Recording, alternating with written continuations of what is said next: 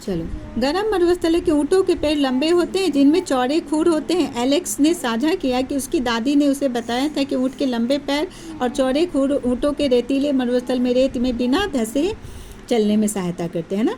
रेत जो होती है, बालू होती है, उसमें पाँव नहीं धंसता है, चौड़ा खुर होता है तो।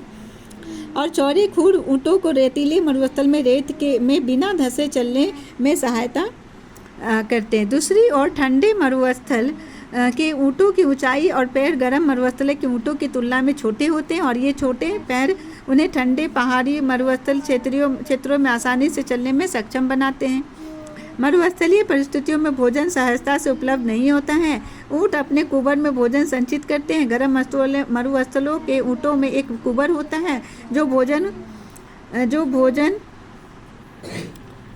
मरुस्थल अधिक भोजन उपलब्ध नहीं होता है और उस समय उन्हें कुबरों में संचित भोजन का उपयोग करना पड़ता है ना। इसमें वसा होते हैं, जब ज़रूरत होती है तो यहाँ से भोजन वो करते हैं। उनके सिर से लेकर गर्दन के निचले भाग का लंबे बाल होते हैं जो लद्दाख के बर्फीले मौसम में उनको जीवित रहने में सहायक होते हैं। गर्म रहते हैं उसके बॉडी।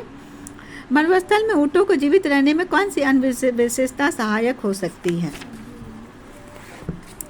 कक्षा के अन्य विद्यार्थियों ने भी अपने अवलोकनों को साझा करना आरंभ कर दिया। राजस्थान की रहने वाली काशी ने कहा कि ऊँट कम मात्रा में मूत्र विसर्जन करते हैं, उनका गोबर सूखा होता है और उन्हें पसीना भी नहीं आता है। चूँकि ऊँट अपने शरीर से बहुत अधिक पानी का त्याग नहीं करते हैं, इसलिए बिना जल पिए भी वो कई दिनों तक जीवित रह सकते हैं। माया ने नीलगिरी के 16 वन में देखे खूबसूरत लाल फूलों वाले बुरांस रेडोडेंड्रॉन के विषय में बताया कि उसने बताया कि बुरांस की ऊंचाई कम होती है और उनके पत्ते छोटे होते हैं ताकि वे पहाड़ की चोटियों पर तेज हवाओं के में जीवित रह सके। सिक्किम की रहने वाली पेमा ने बताया कि उनके पास पहाड़ों के बुरांस के लिए लंबे पौधे देखे हैं, इसलिए विभिन्न क्षेत्रों में पाए जाने वाले बुरांस के पौधे भी उन क्षेत्रों में जीवित रहने के लिए विभिन्न विशेषताएं प्रदर्शित कर सकते हैं। सागर अपने सहपाठियों को बताता है कि वह एक विशेष समारोह के लिए अपने माता पिता के साथ अंडमान और निकोबार द्वीप समूह गया था। वहाँ उसने महासागर में विशाल व्हेल और रंगीन मछलियों को देखा। उसके पिता ने उसे समझाया था कि मछलियों का धारा रेखित शरीर के उनके लिए जल में तैरना आसान बना देता है। हमने सीखा है कि किसी भी विशेष क्षेत्र में पाए जाने वाले पौधों और जंतुओं की अपनी विशिष्ट विशेषताएं होती है, उन्हें वहां जीवित रहने के लिए सक्षम बनाती है। ये विशिष्ट विशेषताएं जो पौधों और जंतुओं को किसी विशेष क्षेत्र में जीवित रहने में सक्षम बनाती है, उन्हें अनुकूल कहा जाता है। सिक्किम में बारूस दो विभिन्न क्षेत्रों में सिक्किम में बुरांस का ये पेड़ है। बुरांस की विभिन्न विशेषताएं। देवदार के पेड़ का आकार और बुरांस की ऊंचाई ऐसे अनुकूल हैं जो उन्हें पर्वतीय क्षेत्रों में जीवित रहने में सक्षम बनाता है। कौन कौन सा पर्वत क्षेत्र में रहता है बोलो? बुरांस, नीलगिरी की में बुरांस है और ये सिक्किम का बुरांस है। और देवदार वह स्थान जहाँ पौधे और देवदार के पेड़ का आकार बुरांस की ऊंचाई में ऐसे अनुकूल है जो उन्हें पर्वतीय क्षेत्रों में जीवित रहने में सक्षम बनाते हैं। वह स्थान जहाँ पौधे और जंतु रहते हैं उनका आवास कहते हैं। आवास किसे कहते हैं? जहाँ पर पौधे और जंतु रहते हैं वो आवास कहलाते हैं। उदाहरण के लिए समुद्री कक्षों का आवास समुद्र और महासागर है। ऊँट का आवास गर्म या ठंडा मरुस्थल है। बुरांस का आवास पर्वतीय क्षेत्र है। पौधों और जीव जंतुओं का आवास उन्हें जीवित रहने के लिए भोजन, जल, वायु, आश्रय और अन्य आवश्यकताएं प्रदान करता है। कई प्रकार के पौधे और जंतु एक ही आवास में रह सकते हैं। आवास किसी क्षेत्र के जैव विविधता को निर्मित करने में महत्वपूर्ण भूमिका निभाता है।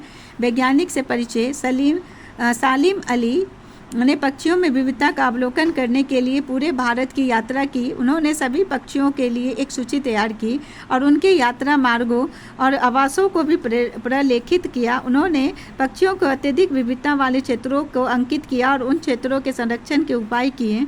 केलादेव राष्ट्रीय उद्यान भरतपुर राजस्थान और रंगनाथित पक्षी अभ्यारण्य मंडिया कर्नाटक ऐसे संरक्षित क्षेत्रों के उदाहरण हैं। उन्होंने भारतीय उपमहाद्वीप के पक्षियों पर 10 खंड की एक ऐतिहासिक पुस्तक श्रृंखला लिखी। उन्हें भारत का पक्षी पुरुष वर्ल्ड मैन ऑफ इंडिया के रूप में जाना जाता है। उनके योगदान के लिए उन्हें 1976 में पद्म विभूषण से सम्मानित किया गया। आप किन किन विधियों से पौधे और जंतुओं के आवास के आधार पर उनके समूह बना सकते हैं? एक विधि तो यह है कि जो थल पर रहते हैं, जो जल में रहते हैं के आधार पर उनका समूह बन सकता है ना। जो थल में रहते हैं वो प्राणी, जो जल में रहते हैं वो प्राणी। थल पर रहने वाले पौधे जंतुओं को आवासीय थलीय आवासीय कहते हैं, स्थलीय भी बोल सकते हैं। वन के घासों मैदान मरुस्थल पर्वतीय क्षेत्र में थलीय आवास के रहते हैं। कहाँ कहाँ हो गया स्थलीय वाला?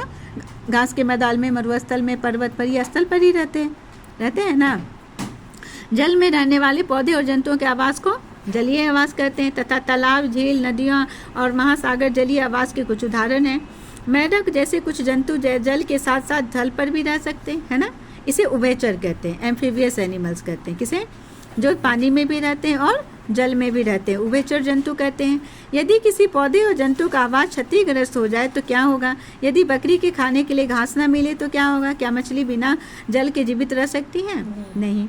आप अपने माता पिता, दादा दादी, पड़ोसियों से उन पौधे और पक्षियों के कीटों अथवा ऐसे अन्य जंतुओं के बारे में जानें जिन्हें वे बचपन में प्रायः देखते थे लेकिन अब वे कम दिखाई देते हैं।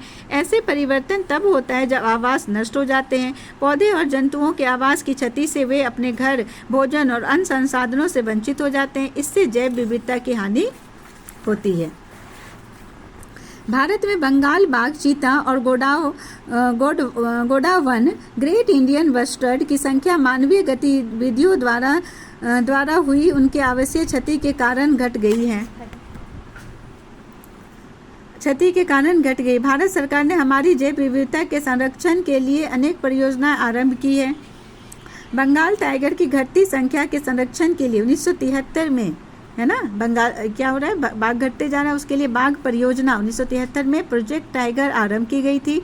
चीता की संख्या को पुनः स्थापित करने के लिए 2022 में चीता पुनर्वास परियोजना, चीता रीइंट्रोडक्शन प्रोजेक्ट प्रारंभ की गई। इसी प्रकार गुजरात, राजस्थान और महाराष्ट्र राज्यों में गोडावन के आवासों को संरक्षित क्षेत्र घोषित किया गया। बंगाल टाइगर, चीता और ग्रेट इंडियन बस्टर्ड।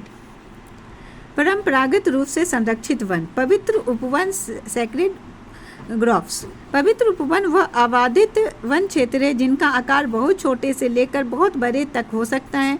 पवित्र उपवन पूरे भारत में पाए जाते हैं।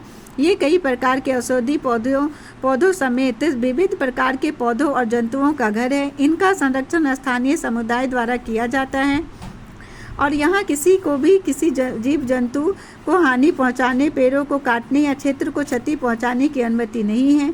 इस प्रकार पवित्र उपवन सामुदायिक रूप से संरक्षित है, जैव संपदा है। आप अपने क्षेत्र के पवित्र उपवन के विषय में पता लगाइए। हमें अपने ग्रह को जीवन से परिपूर्ण बनाए रखने के लिए जैव विविधता की रक्षा करने की आवश्यकता है ताकि पौधे एवं जंतु बचे रह सके और फलते फूलते रहें। प्रमुख शब्द